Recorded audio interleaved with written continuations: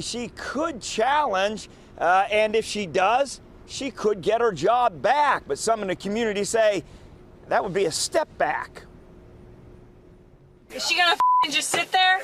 The conversation, intended for no one, is touching everyone. Dumb. Oh, I hate him so much.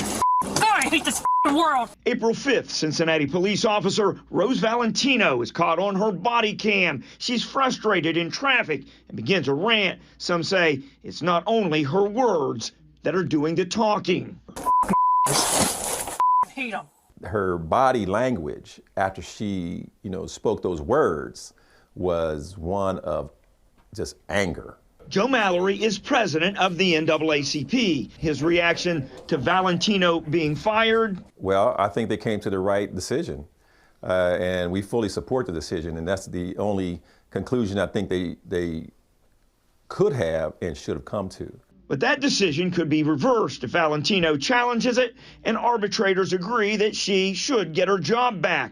But some say she's a liability to the city. Ohio State Senator, former officer, former Cincinnati Councilman Cecil Thomas talked to us when the video was released. She's a powder keg for the city. Part of that is because of this.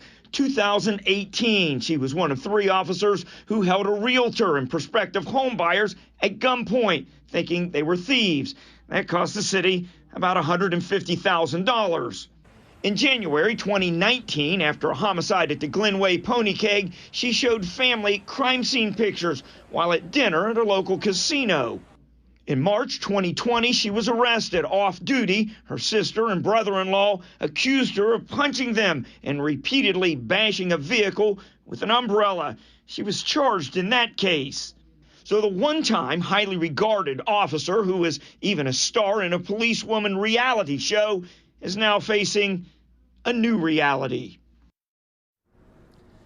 Now, Valentino does challenge and does get her job back. There's a concern that if she gets back out on the street, she could be a liability, and that if anything questionable happens, that she wouldn't have the benefit of the doubt of the community.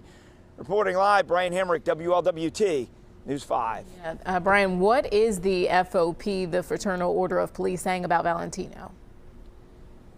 Yeah, well, we did get a statement from Dan Hills, the president of the FOP. He says this. He says, no Cincinnati police officer should use the N-word or any other racial slur, and anyone who does is wrong. The Fraternal Order of Police represents Cincinnati police officers throughout the disciplinary process, as outlined in our collective bargaining agreement.